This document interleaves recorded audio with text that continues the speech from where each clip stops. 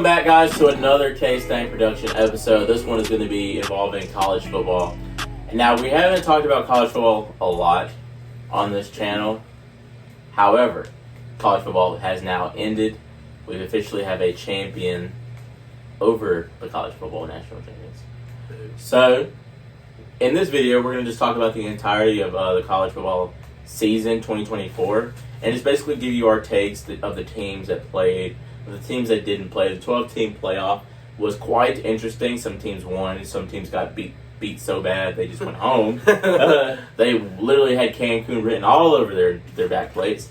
But good time to transition to the best sport that's ever walked this planet. This is the football segment. Hand it off to Robinson. He moves down the line of scrimmage looking for a hole. He found one. He's going to go into the end zone. A deep throw by Lawrence. A lot of contact. Justin Ross broke free from it. He's down in the end zone. Lawrence with the rush coming. Finds T. Higgins. Duggan takes the snap. Three receivers to his left. Blitz. Touchdown. But, Bryson, you want to start it off with anything in particular? Well, I mean, Ohio State is your national champions this year. And I think we could say for most people, just like about time. Yeah.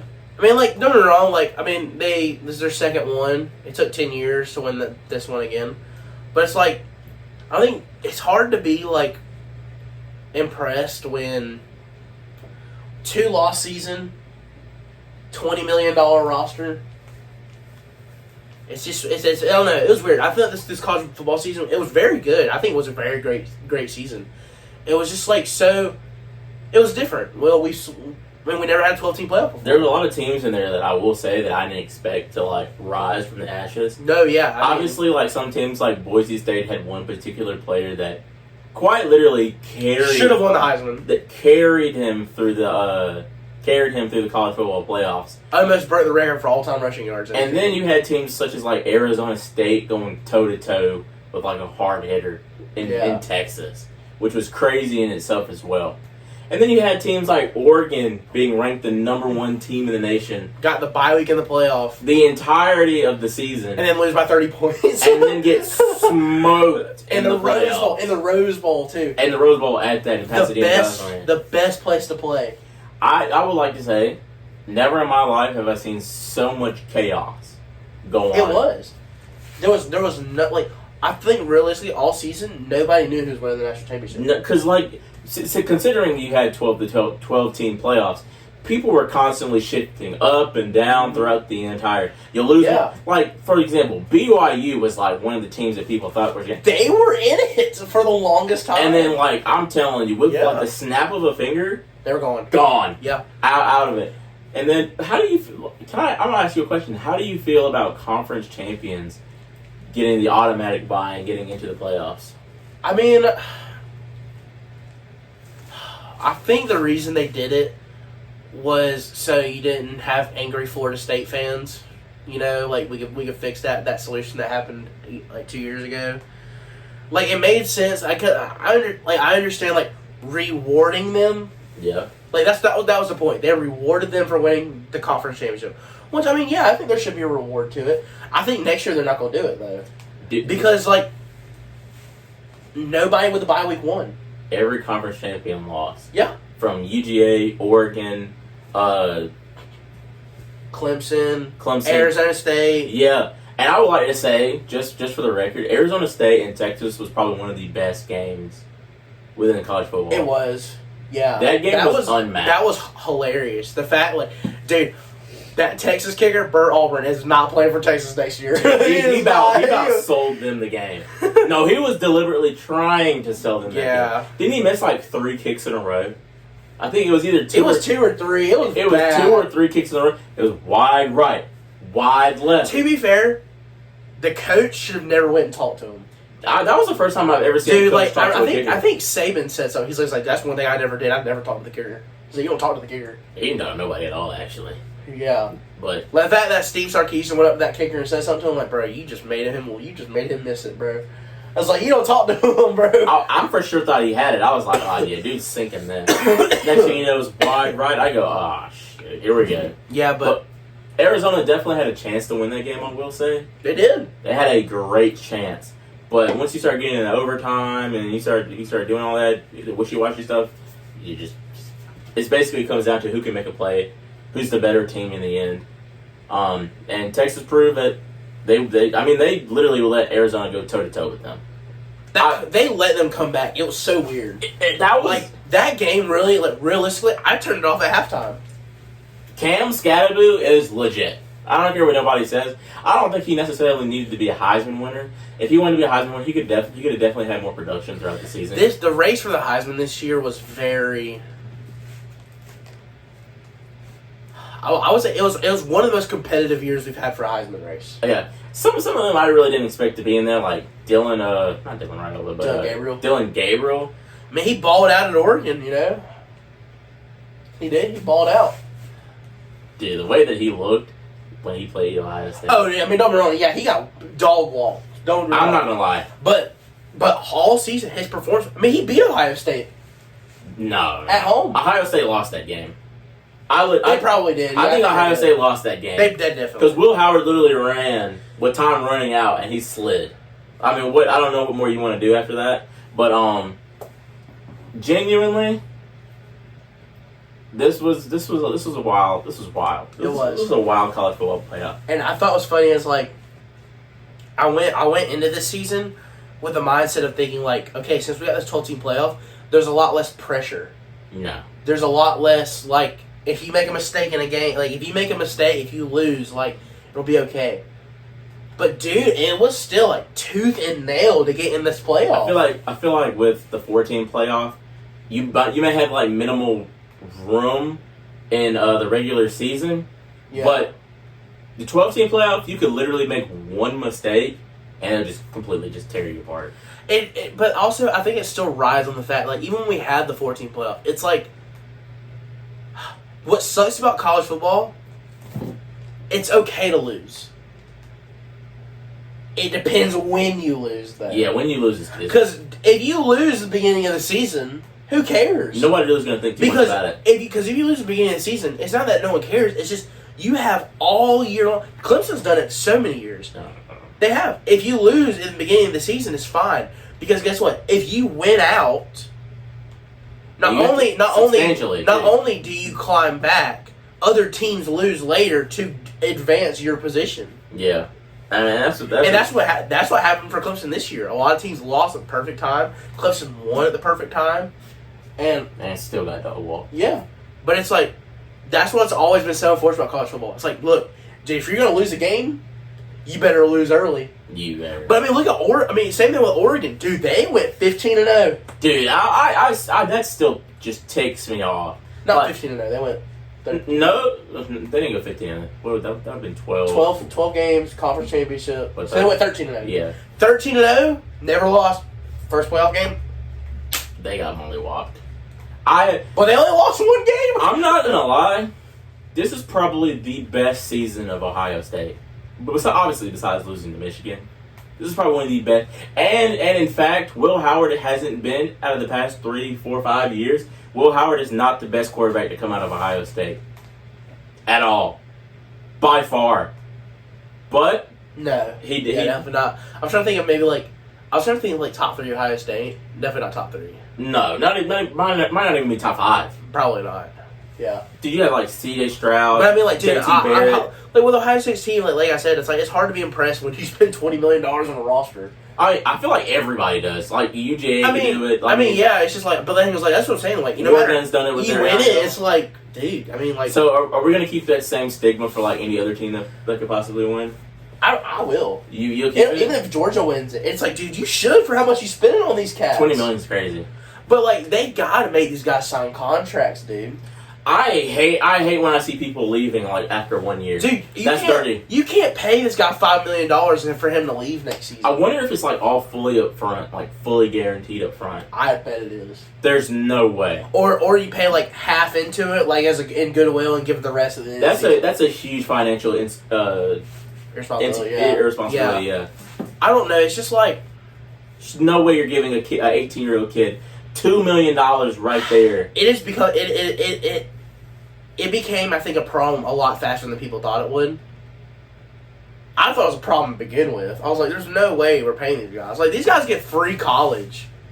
They can do anything they want in college. Yeah, you know what? They get free, dude. These guys get the best meals. They get rides, fly across the country. Dude, they get. I mean, these guys live better than 90% of Americans. They get like 25 cars, like unlimited meal flights. They are They chilling. get whatever they get. They don't need this money. They get whatever they want. But look, I have said this before. I agree with endorsements. I'm full on board endorsements. Dude, if this one player is bringing in money for this school, then I think he should get money from the school, but not the school pay him to come there. Or like, if he's the head of Dr. Pepper Fansville, sure, who cares? He gets Gatorade sponsor. That's great. Make money for that. But but legit, you can now directly pay these guys. It is not a good idea. Jeremiah Smith out of Ohio State has already. I don't think he got like $8 million. I don't think they confirmed who it was from. I thought it was 4. Was it 4? It wouldn't be surprised if it was 8. But he already is getting $4 million plus. And he's a freshman. He'll be a sophomore next year. That's wild. He's already getting offers to play. Wild. I mean, God knows how much Ohio State already paid him to play there. Oh yeah, for sure. It's like, insane. It's so bad. Or it's some of these like good. quarterbacks, like how much did they say Carson Beck was getting to go to Miami? Dude, was he getting? I don't remember. Dude, they said that he was 6? He was making a lot of money $6 going million? on. I don't know. know It's specifically. insane though, and it's like one thing. I've always given respect to Dabo in the sense of like, dude, everybody's wondering why these guys are so good coming out of Clemson. It's like, well, one, it's not just natural talent. It's these guys stay there all their years and stay and develop. Nobody's just staying and developing anymore. Me personally, with the business aspect of college football starting to happen, if we're gonna treat it like a business, and the players have to be involved in it also. So hypothetically, if you're coming from another institution, or if you're just coming from high school, you should be allowed to sign a contract, and you shouldn't be allowed to like break that contract at all. If it's going to be professional, it needs to be treated like professional. My thing is with this contract, like, dude, look, I'm okay with it. Like, if they want to transfer out, sure, but you ain't getting paid this full contract. No. Let's just make it easy. $4 million play for 4 years or 3 years, because some people just do 3 years. If you leave after 1 year, shoot, you only getting a quarter of it. Yeah. You're leaving other money on the table. Yeah. Because you ain't paying for me. Me personally, I feel like if you want to leave, there should be fines to break that contract. I don't maybe not fines, but it's just like you only get so much because you've only played so much for me.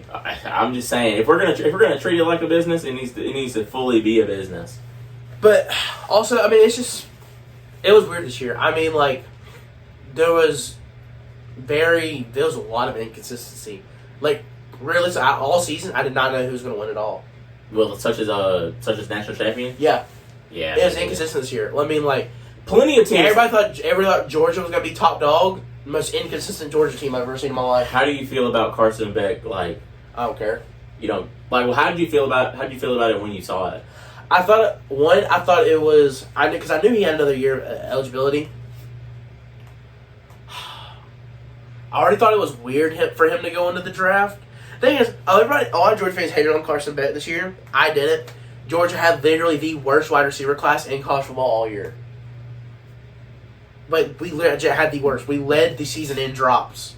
No way. Yeah. I can believe it, though. Every time I saw some of those games. Led the season in drops. We had the worst wide receivers in college football. That's terrible. But guess what? We still made SEC champions. What's his name? Dominic Levitt? Lovett? Yeah. I like that dude.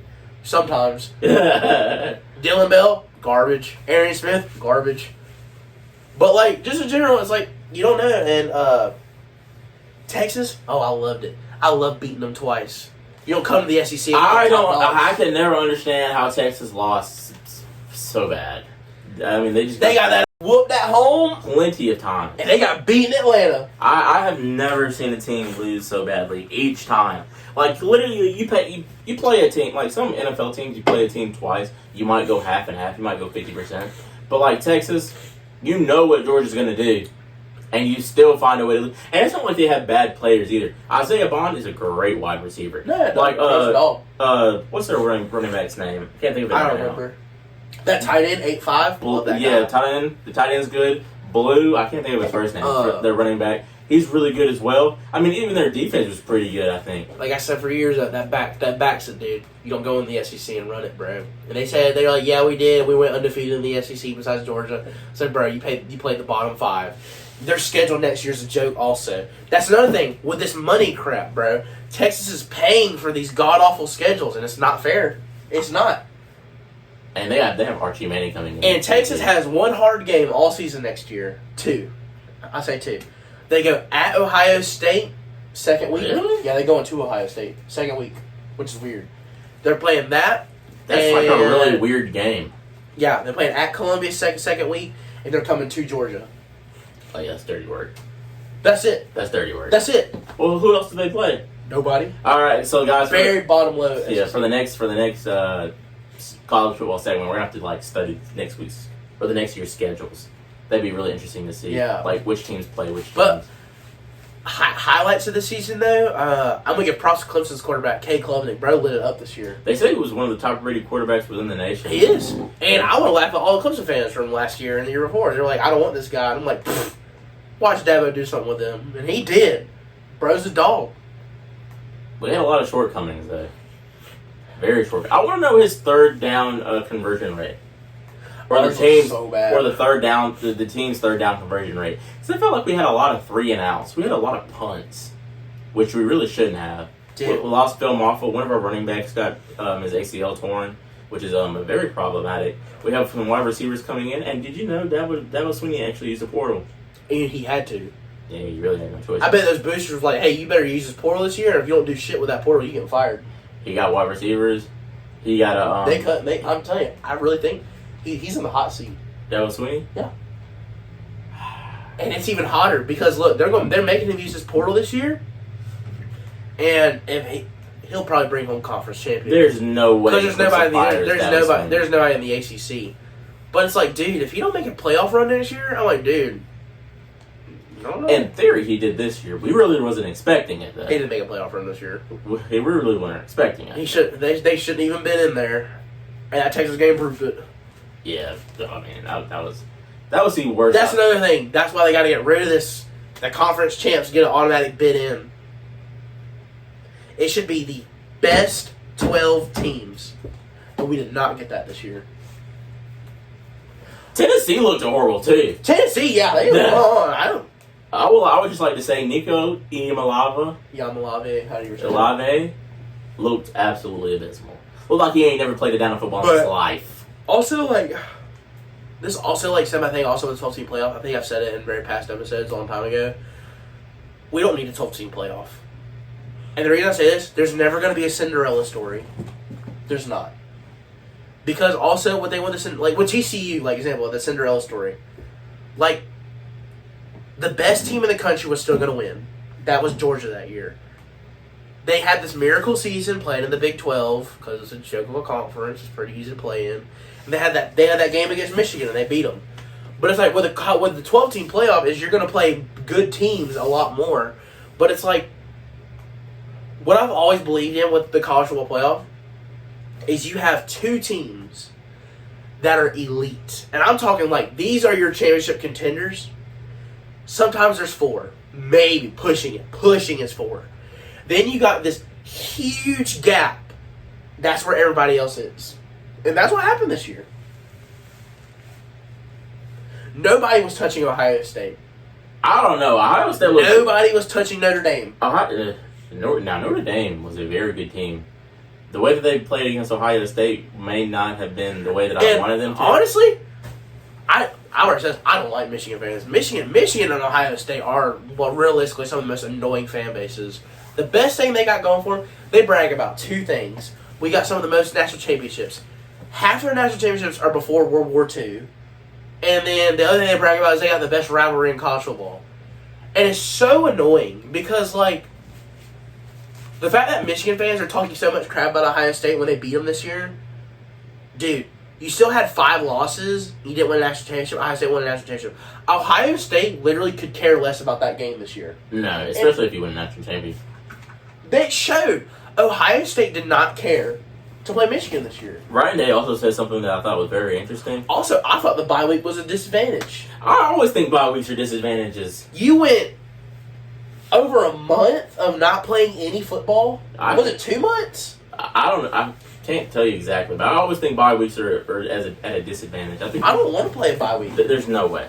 Like, it's different having a 1 week bye week. But I mean, like, when you got that big old bye for the college football playoff, Yeah. dude, you had like 2 months. There's just like no way. Dude, that's like, bro, I'm telling you, like, dude, that gets off rhythm. But the thing is, that also lets like teams like Ohio State, dude, they get to go win a game. Yeah. And get a bunch of hype. They're coming off hype. They're coming off adrenaline, and then they're coming into another game. And that's pretty much what happened. They literally like wind themselves up like a toy, and they flew off. They dude. flew in. But I mean, like this. I mean, I don't know. It's weird. Like what's their name? The Indiana Hoosiers. The way that Notre Dame beat the tar out of them. That's another reason. I don't think they should have been in the playoffs. And look, everybody's gonna be like, they only had 1 loss going into there. I like the way that Penn State played against Boise State. I thought that was a really good game. But they bought their defense. What's his name? Abdul Carter or something like that. I don't know. Number 11 for Penn State on the defensive end. He is a monster. But like Indiana, this is when like I get like the strength of schedule stuff is so difficult to work with sometimes, and I kind of understand that. But it's like, dude, Indiana had the I think 100th ranked for strength of schedule, and the only reason it wasn't lower was because they had to play Ohio State. They played Ohio State and got absolutely dog walked. That game in itself should not have made them eligible to go into the playoff. I think also the college football rankers have to do a better job in season of how they position people, because every week pretty much tries to set you up for the 12-team playoff, and if you like put them too far, like there's no way you're telling me you put somebody third in like week 5 and they lose a game and you drop them back like all the way to 20 or something like that. There's just I feel like the discrepancies between the college football playoff like committee need to be fixed so that these type of positions aren't like held in the end. Thing is, like, we just had like the weeks when it got crazy. Like, not only did like one team lose and it heavily shifted the playoff ranks, another team also heavily shifted it too. Yeah. Like, I think it was week 11 or 10. I think it was 11. Texas A&M was almost automatic playoff bid. They lost to Auburn. And then Alabama, who was pretty much in the playoffs, lost to Oklahoma. You had those 2 huge upset losses completely shift who got in. That Alabama and Oklahoma game was the worst. That was crazy. The worst I've seen Alabama play, and like, I'm just so pissed Georgia can't ever beat Alabama. We just can't beat these guys. And honestly, I would personally say this is probably the worst year Alabama has looked. I mean, losing to Vanderbilt to losing to Oklahoma to losing to. Nick Saban, I think, had like 5 losses his first season. I don't know that. This is DeBoer's first season. But if you really think about it, Alabama is already a prominent figure within college football. He literally held everything that he needed to do to succeed. I don't know. I mean, dude, we're playing. To be fair, though, he's playing West Coast, Pac-12, and you come into the SEC, bro. Best conference in college football. Yeah, hit him in his mouth, too. Also, this whole Big Ten crap, saying they're the best conference in college football because they beat the SEC this year. Since when do we make one season count as who's the best conference? I mean, you could possibly say they have a case for the best season. Yeah. Like the best conference season. They have the best conference season. But it's like, bro, I want to go in the past 20 years. Who has more national championships? Yeah. I can see both sides. I think you have to be more specific when you make your argument. And then the discommunication doesn't happen. Dude, Ohio State, they beat 3 SEC teams this year. You know what the record was for the SEC? Probably terrible. 3-16. Yeah. Guess what? It's still 6-16. Yeah. Kiss my ass. All right. Is there anything else you would like to talk about before we end? It's gonna be a crazy season next season. I can't wait already. Obviously, college football just ended. I will guess this. It's gonna be very interesting seeing Colorado next year. If Deion's still gonna be there. Yeah, he is gonna be there. It's gonna be his first year without Travis Hunter and both of his boys. Dude, didn't he get like one? Or all three, David. He got, if I'm not mistaken, he got one of the number one quarterbacks within the nation. Probably. He got one of the number one quarterbacks within the nation. Obviously, he's probably going to have multiple transfers come in. Colorado did unexpectedly well this season. They didn't do bad. They were like what were they, like 9-3? They had like 3 losses. Yeah, so they actually did really good. They did better than They a lot lost of to Nebraska. That Dylan Raiola kid is good. I like him. I wish he would have went to Georgia. They lost to Kansas too, and they lost to somebody else. But they did really well this year. I think I figured they'd get a bowl game. I think they did way better than people expected. Honestly, more than I would have given them credit for. But I think Deion Sanders put himself on the map this year. Obviously, they're playing the what conference are they playing? Big 12. Big 12. So obviously, Very weak conference. They still play. I mean, dude, the Big 12 had Oklahoma and Texas, and both of them left. I will say, even though they play in the Big 12, there's still competition. I mean, it may be lower level competition, but that's the conference that they play in. But to still be 9-3, I don't know what their conference record is. I mean, they weren't even bowl eligible last season. No, they did. They tripled their wins. No, they last did. year. They did. I give them props. I think it was very impressive, and I think it would have been. We'll see what he does next year. I think it would have been way too early for Deion Sanders to go to the NFL. Way too early. No way someone's offering him a job in the NFL. Yeah, it was being reported that the Cowboys were like interviewing him or something like that. Dude, the Cowboys need a new owner. You're telling me. Anyway, guys, that's going to wrap it up for college football. This is a very interesting episode, a long-awaited episode of college football. We haven't done any college football all season, so hopefully we can change that with the next season. So we're getting back into recording. We have been off a long time, but we hope to make this more of a habit because we can't let the channel go dormant like that again. Literally. It was looking pretty sad. But we are back, ladies and gentlemen. Amen. Without further ado, I'm Keanu Smith. I'm Bryson Hilliard. And that's a wrap.